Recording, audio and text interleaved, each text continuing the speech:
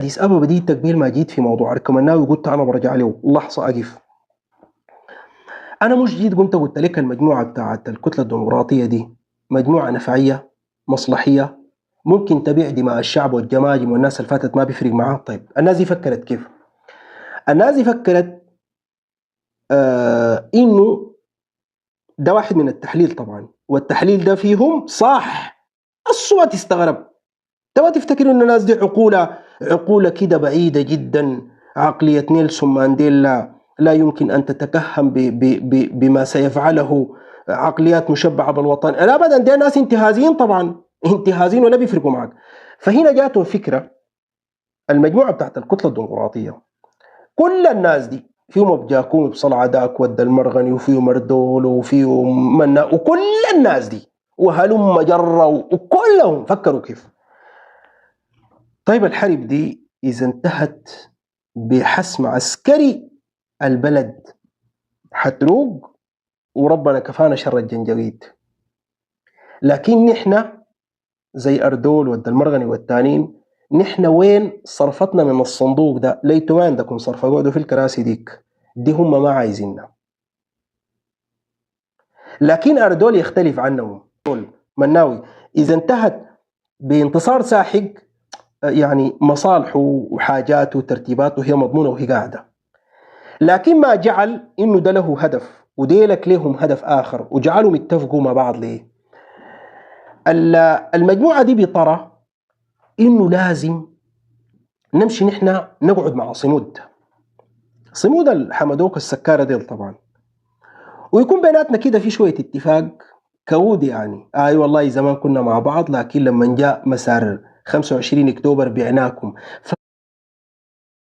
فما في مشكلة. نحن في النهاية نعتبر كتلة مدنية، تقول المدنيين ديل كده ملائكة ربنا نزههم من كل عيب، يعني كلكم ناس انتهازين. فنقوم نجي نتفق مع بعض ونشيطن الجسم الثاني المليشي تأسيس، بحيث انه لما نقوم نعمل الخلطة السحرية دي في بعض الناس النشطة قد يتفقوا الشعب والله يقول لنا معناته إذن انتوا فعلا دعاة سلام بدليل انه بليتوا التأسيس ديك. وهنا السؤال بيمشي لانه تأسيس ديك اللعب ده ما عرفاه لا عرفاه ما قححيت في النهاية كله توزيع أدوار، لأنه الغاية في الأول والأخير هو إنه بندقية الدعم السريع يجب أن لا تفطس أو تموت بشكل نهائي. وفي نفس الوقت ما بعيد ديل يكون باعوا ديل يعني، وده باين جدا في شكل التراشقات. لقيت لك يا يوم أحزاب سودانية اتفقت على مبدأ ممكن يأكلوا في صينية وبكرة تاني يوم يشاكلوا يعني. إذا كان في ثورة 64 اتحدوا كده مع بعض وبقوا في جمعية تأسيسية قاعدين مع بعض وفي كل شيء قاعدين مع بعض، عدوا لهم يومين ثلاثة كده الزعلوا، مش يومين ثلاثة سنوات يعني، الزعلوا قالوا للجبهة الديمقراطية اللي هو الشيوعيين برا، وديل جون تغموا في ديل وديل جون تغموا في ديل، وإلى أن جات الانقلابات وجات الدماء وجاء الخراب طبعا. فما بعيد برضو واحدة من السيناريوهات إنه ديل كويس ناس سيليك وحمدوك تعالوا يا الكتلة الديمقراطية نكون مع بعض ونضحي بيديلك في سبيل نقدم قربان لشكل الدولة السودانية وللشعب، وإنه لا بأس أقبلونا على الأقل نحن بنضمن لكم، لأنه العالم ده دار له حكومة مدنية. أوكي، ونحن ذاته طبعا أنت حتسألني تقول لي ونحن ما عندنا حكومة مدنية، ما هو نحن بعض مرات ربنا أصابنا بمجموعة ما على قدر المستوى عشان تسكت الخشامة دي اللي هو زي كامل إدريس أو غيره، إذا كانوا على مستوى وعلى كفاءة وعلى وضع عمل شغل بعيد ما كان مثل هؤلاء يتحركوا كل هذا التحرك، لأنه بطبيعة الحال الطبيعة لا تقبل الفراغ. لو خليت فرقة وفي حتة كده بيجي غيرك بملاه، فحيقوموا يشيلوا كورتهم دي. والله يا أخي نحن فينا جسم كان معارض وفينا جسم جزء من الدولة السودانية اللي هو القيادة، والله جينا عشان نوقف الحرب دي. هنا برضو حينتابك سؤال، والناس دي إذا مشت كتلة ديمقراطية وإذا كان معاهم صمود يعني والموضوع ده مشي لقدام، طبعا أنا هنا الكلام ده بقوله ليه؟ ما عشان والله إنه نقبل النازل، لكن ده أوريك الخبز السياسي اللي هم قاعدين يخططوا ليه. طيب لأنه النغمة بتاعت والله كل من هب ودب جه حضن الوطن، هنا بيجيك سؤال، وإذا جاء القحاتي تايب بتقبله؟ وأنا طبعا لا أقبل القحاتي، لأنه أنا أتقبل الجنجويدي المجرم القاتل لأنه أخذ أوامر ومدفوع، ولكني لا أتقبل منافق خطط وزين للخراب والدماء اللي بتحصل دي. طيب وحتجي برضو تسألني تقول لي طيب والمجموعة دي إذا مشت عشان تقول للعالم والله يا أخي نحن الجسم وما عندنا مشكلة، يعني نقول للقيادة تحت الدولة السودانية أقبلينا ونحن بنبقى واجهتك وإنت أمسكي في العصا ودينا بعض من الوزارات، لكن ما بيفرق معاهم السيناريو ممكن يحصل في دارفور، ما بيفرق معاهم أصله، ما بيفرق معاهم بالمناسبة، لأنه مجموعة من الانتهازيين يعني أصله ما بيفرق معاهم. الدليل على إنه ما بيفرق معاهم، مرة الرجل العجوز الخرفان اللي اسمه نور حمد ده كان في لقاء بيتكلم كده، قال أنا والله البلد دي لو انقسمت أهوى لي يا لإني أمش. معناته أنت واحد أيها العجوز تعلم بما يخطط في الغرف المظلمة، ما دبر بليل في مكاتب استخبارات عالمية، وانت بتقول انه السيناريو ده لو انفصل ما عندك معه مشكله، ممكن تختار زي نيالا وانت تمشي ليه يعني. تمام. وبرضه ما تستغرب على قحاحيت انه الحاجه دي بالنسبه لهم ما الاول ولا الاخيره يعني. في منتصف التسعينات 95 96 في مؤتمر اسمره للقضايا المصيريه اللي كانوا جالسين مع جون جرن، هم من مهدوا المسرح لان يكون في حرب تستمر ويكون في تغيير مصير. ما تجي تفتكر الموضوع ده والله كان في نفاشه بس كده قاموا البندي ده خطوه الموضوع انتهى يعني. فانت القحاحيت ابدا ما تستبعد فكره انه يصل الى السلطه، فكره انه الدوله السودانيه دي في خميره بتاعت عكننه في اقليم لسه فيه التهاب او مستعدين لانه في جزء يفصل، دي ما جديده عليهم. طيب لحد هنا اديتني مبرر في انه الكتله الديمقراطيه في جزء بيمشي حسب التيار كويس، مصلحتي كراح هنا وكراح هنا، الخضراء بفوت عليها هنا. ما الذي دخل أركمناوي وجعله يصارع في تور ما توروا؟ لأنه ديلك ما قلنا ماشيين في اتجاه لهم أهداف يعني، لأنه الحرب دي لو انتهت وبإذن الله حتنتهي بانتصار ساحق هم حيكونوا ضيوف قاعدين في الكنب، أي محسوبين على الدولة وكل شيء. لكن إذا انتهت بانتصار ساحق حيختلف الوضع بالنسبة لأركمناوي. أيوه تعال هنا. أركمناوي كرجل سياسي وكرجل له العلاقات السرية مع الاستخبارات العالمية عرف إنه الموضوع ده ماشي لحتة مظلمة جدا، ماشي لحتة خبيثة جدا، ماشي لحتة قد تفقدوا نضال سنوات طويلة كان يتحدث باسمك يا دارفور الحبيبة. فهنا قال شنو؟ قال إذا المخطط ده، أنا طبعا في النهاية بنهاية اللايف أنا عندي حل واحد، شفت البارود ده. فهنا أركو بيجي بيقول شنو؟ بيجي بيقول يا أخي لطالما في مخطط والحرب دي دارت وقدمنا فيه انتصارات والدولة دي ما سقطت، لكن في النهاية أنا كأركمناوي اتلدغت في إقليم دارفور اللي العالم بخطط مع الجنجويد على تأسيس إنه يرسم له يعني أمر واقع، هدنة طويلة المدى قد تأتي لاحقا بتغيير حق مصير، قد تأتي. فهنا قام أركمناوي يفكر بشنو؟ فكر بمنطق إنه السيناريو ده إذا حصل لازم أرسم له، وإذا الحسم العسكري بتاع الجيش والقوى المشتركة وكل القوات يبقى خير وبركة وده اللي أنا عايزه. لكن جنبة الانتصار والبلبس دي هو بالنسبة له دي ما عنده فيها مشكلة، ودي بيحلم بيا قبل الصباح يا رب ننتصر ونبلوا الحكاية دي. لكن هو وضع احتياط، لو أن شكل المخطط الخارجي ضغط على إنه في المستقبل تكون في هدن، وإنه دارفور دي أخذت وضعية بتاعت سلام شبه دائم، وجاك العالم فرض عليك قال لك والله يا أخي الهدنة اللي أنا اديتك ليه دي طالما في استقرار وفي حياة ماشية والناس عايشة أنا تاني ما بخلي البندقية، بل إنه كمان بدي المجموعة دي تغير حق مصير.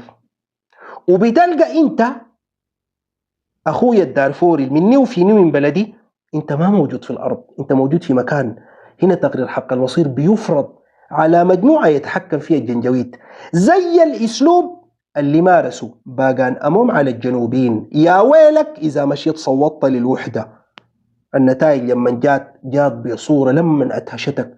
هل معقول ديل الجنوبيين اللي بيحبونا ونحبهم يصوتوا بنسبة كبيرة زي ده؟ طيب فهنا يقوم أركمناوي يعمل شنو؟ يقول هذا الانتصار الساحق بالنسبة لي مطلب، لكن السيناريو الثاني، وفي السياسة كل شيء ممكن ومتاح، إذا لا قدر الله حصل ووقع أنا لا يمكن في المستقبل أقدر أواجه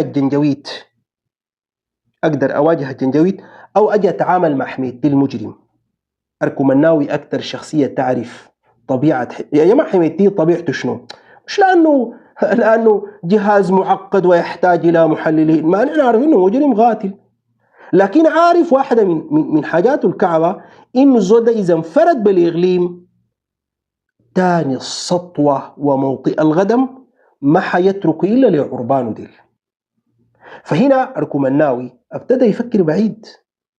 طبعا في بعض الناس اللي بيجوا بيسمعوا كلامك ده الأخير ده معناته لا أبدا، أنا عندي الدولة السودانية دي لو في شوكة طعنت واحد في النيل الأزرق ولا في الدبة ولا في الفاشر معناته أنا في خطر. انتبه، بس أنا دار أوريك اللي بيحصل في أديس أبابا وما تسمح له. وأي واحد تاني من الصعاليق ديل بيمشي دار تفاوض ودار يجلس، أنت معناته هنا بترخي يدك من التتك، منتظر إنه الموضوع ده يمشي لوين. نحن ما عندنا غير التتك والبل في إقليم دارفور حتى نحرره من هؤلاء الجنجويد المرتزقة. فهنا الراجل بيفكر التفكير بعيد. خليني أنا ممكن بيني وبين صمود في تواصل، بيني وبين الجنجويد، بيني وبين محمد حمدان دقلو في تواصل. يعني مثلا حمدان وبعض من العطاوة قد كرهوا الجزء الثاني، ما بحكم والله انه انتوا كسودانيين ما بندوروكم، لكن لا، لانه الحقت بينا هزيمه فاسترجاعنا تاني معاكم صعب. فخلوني اقعد معاكم، يعني ما خلاص دي دارفور حقتنا ويمكن ان نتعايش فيها والتفاصيل دي. ده واحده من الحاجات اللي ممكن يفكر فيها رجل خبر السياسه وعاش مراحل من النضال وقاتل وعدى سنوات وعقود طويله، فممكن تجي تسوقه بعاطفة انه لا والله اليوم ده كان حصل. لا، هو برضه لو في حاجة زي دي ممكن لا قدر الله وما حتحصل بإذن الله ممكن يرسم ويخطط لها. يعني ليه لا؟ ليه أنا ما يكون عندي ديل سري مربوط مع النازل نصل إلى بعض من التفاهمات؟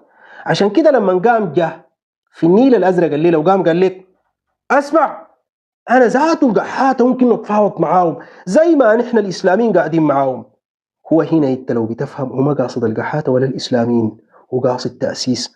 لكن لو قال لك تاسيس هذول او كنا ناس بيبي بيلو عرفت ونحن حنبيلو، فقام لا يجيب لك بحته ثانيه عشان انت تقبله، عشان انت شنو كده. يعني شباب انا الموضوع ما هلال المريخ، ما حكايه والله لو جبنا هدف يكون عندنا كم نقطه. لا الموضوع ما كده، الموضوع يتعلق بدماء، يتعلق بارض، يتعلق بمصير دوله. محتاج انت في نفس الوقت تشوف انه الطرف الاخر ده بخطط لشنو، بيفكر في شنو. وعليه لانه نحن تكلمنا كثير وانا عايز اختم اللايف، وانا كنت عايز اتكلم ساعه لكن يبدو انه سرحت في الحديث. انا داير في النهايه اقول خلاصه حقتي انا، المخطط ده بقينا واعي ليه، وابسط الناس الليله في الميديا وفي المنصه اللي ما بتتكلم ولا بتكتب ولا بتعمل فيديوهات بتقرا وعارفه شكل المخطط. الان الدول دعمت الميليشيا دي ورسمت لمستقبل مظلم إلى الدولة السودانية، ما حتفتر وما حتقف وما حتترك الدولة السودانية دي تعيش في سلام. واحدة من أساليبها لجأت لأنه في دارفور في المرحلة الجاية دي كنوع من اللعب الجديد إنه رتبوا لكم شوية امتحانات، أعملوا لكم بعض الأشياء، نحن نجي نفرض ونضغط على الجيش. طبعا حيجيني واحد تاني يقول لي لكن كيف يفرضوا علينا هدنة؟ لا، إذا أنت سمحت للصعالقة اللي في أديس أبابا ديل في كل مرة يجتمعوا بعد شوية شوكتهم بتقوى وبيوهموا العالم بإنه والله ياخذوا رؤية الشعب، والعالم عارف إنه دي ما رؤية الشعب وعارف ديل سماسرة ما عندهم موضوع انتهازين، وهو خطط للوضع ده لكن بيلقاها حجة في إنه والله يا أخي نحن كقوة عظمى كأمم متحدة مسؤولة عن الأمن والسلام العالميين والتفاصيل والعبارات الرنانة دي، فبنفرض على الجيش السوداني هدنة طويلة وانت هنا تكون ركبت الماسورة الصح. نحن عندنا مجموعة من المطالب، لا نقبل أي مؤتمر وأي مجموعة من الانتهازين ديل اللي بيمشوا ديل ما واضعين أي اعتبار للدماء اللي نزفت واللي سفكت دفاعا عننا وعن تثبيت الدولة، ونحن ما فوضناكم، لن نسمح في أديس أبابا أو في أي مكان. ده جانب. الجانب الثاني أعيد وأكرر إن ضعفك والتفافك حول القوات المسلحة هو من